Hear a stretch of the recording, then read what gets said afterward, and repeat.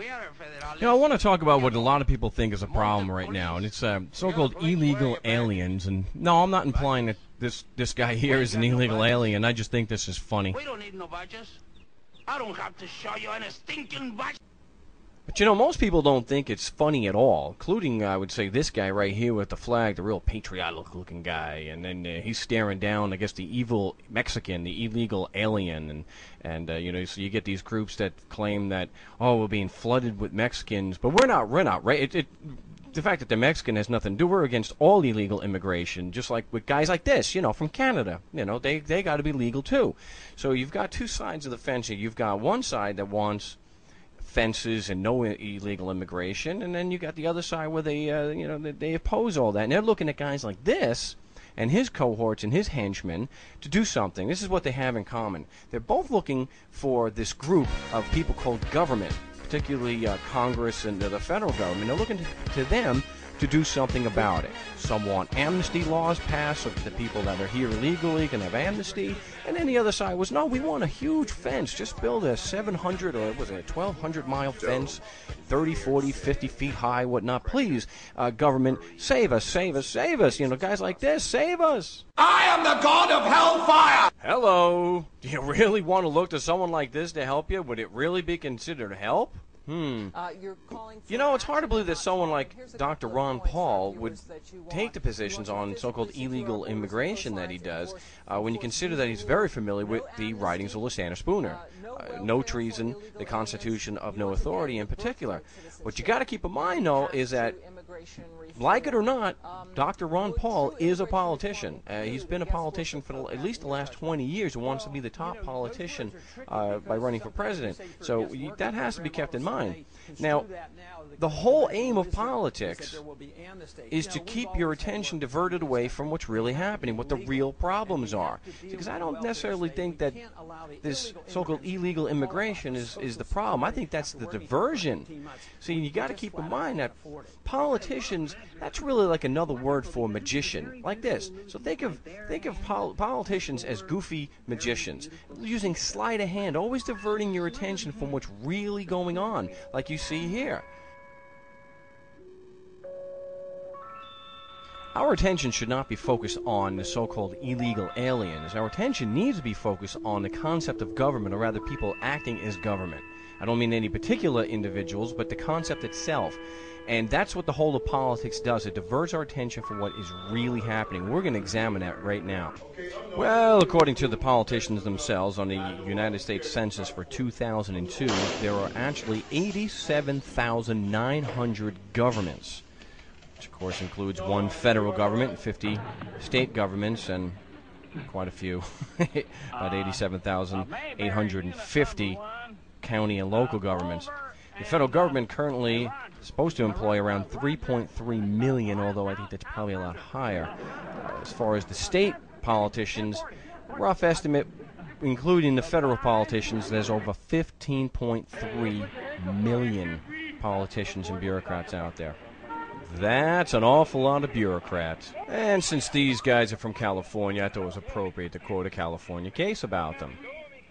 Now, what that means is that the governments are not here to protect you. So regardless of what you were taught in school or in church, government is not there to protect you. These guys are not here to protect you. What they're there to do is to protect politicians from college students. So let's compare illegal aliens with governments and see who the real problem is. How do governments get all the money that they use not to protect us? Oh, that's right, they steal it. Euphemistically called taxation. See, it's not illegal aliens that are stealing 50% or more of your salary before you even get to see it. No, that's government. See, and not only does government steal trillions and trillions of dollars every year, but they brag about losing it. According to some estimates, we cannot track $2.3 trillion in transactions. Wasn't illegal aliens who lied about weapons of mass destruction. We cannot wait for the final proof, the smoking gun, that could come in the form of a mushroom cloud. And then joked around about it. Those weapons of mass destruction have got to be somewhere.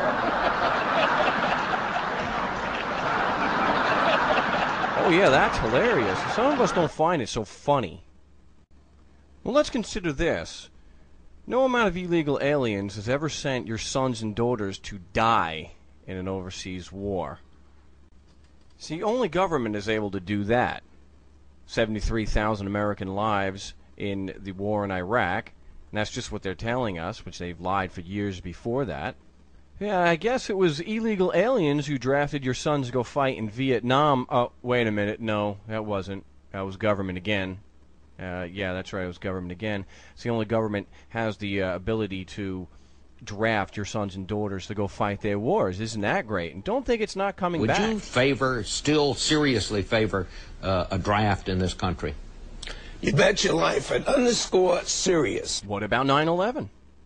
Were illegal aliens responsible for not only knowing about 9/11, but allowing it to happen?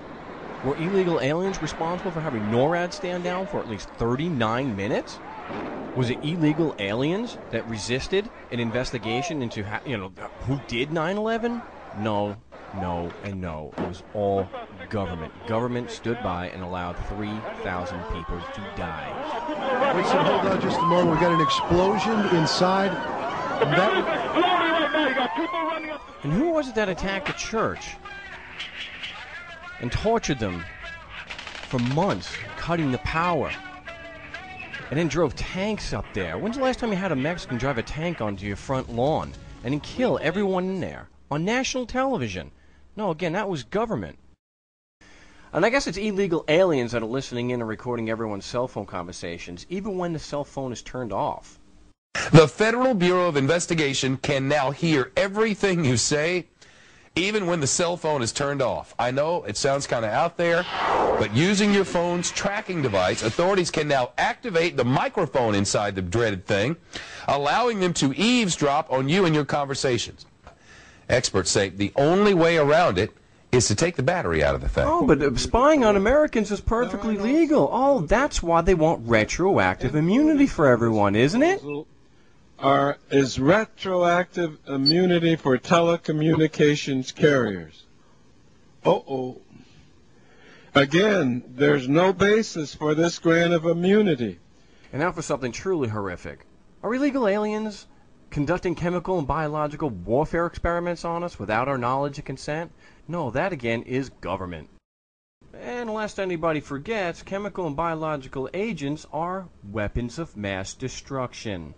Yeah, you can hear it now. Oh, but Mark, that isn't that extreme. They wouldn't have used weapons of mass destruction on United States populations. Yes, it's in the statute, but that they didn't really do that. Thousands of government-sponsored experiments did take place at hospitals, universities, and military bases around our nation. Some were unethical, not only by today's standards, but by the standards of the time in which they were conducted.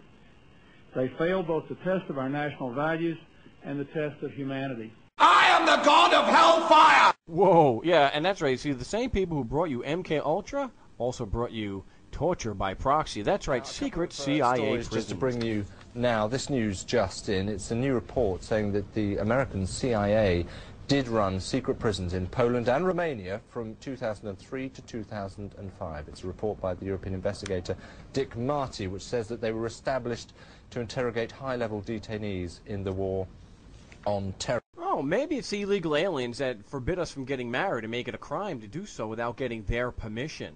Oh no, that's the government again. Well, certainly it's the illegal aliens that are forcing us to get permission in order to work and support our families. No, it's not the illegal aliens that are taking the money directly out of your salary before you even get to see it. No, that's the government again. Yes, indeed, Charles Ponzi himself would be very proud of the Social Security Administration and the Ponzi scheme that they've put over on everybody. You see, there never was a trust fund, and there never will be. So don't fall for the magician's trick and focus your attention on this guy. Remember, he's not the one who's using weapons of mass destruction on Americans. He's not the one sending Americans to their deaths. Well, of course, the ones using weapons of mass destruction on Americans and making us pay for it are these guys. And these guys certainly could not get away with what they're doing or divert your attention as well as they do without the help of their cheerleaders, guys like this. So the next time someone's going on about illegal aliens, remind them of this.